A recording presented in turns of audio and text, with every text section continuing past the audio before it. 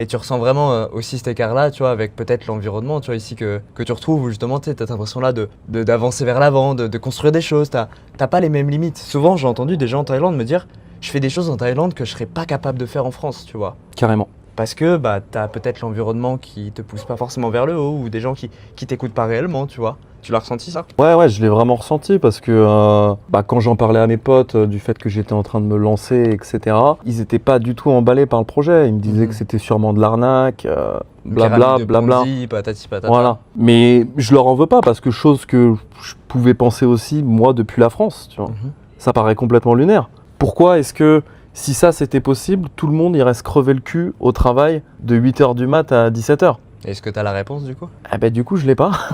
Manque d'informations, Ouais. manque de sortie de zone de confort, manque d'ouverture d'esprit peut-être aussi, tu vois. Et on se rend pas compte aussi du nombre de personnes qui bossent en ligne, tu vois. Il y en a de plus en plus et c'est affolant les chiffres, tu vois. Et avec C'est clair. l'IA qui est en train d'arriver, encore plus, tout est en train de se digitaliser, quoi.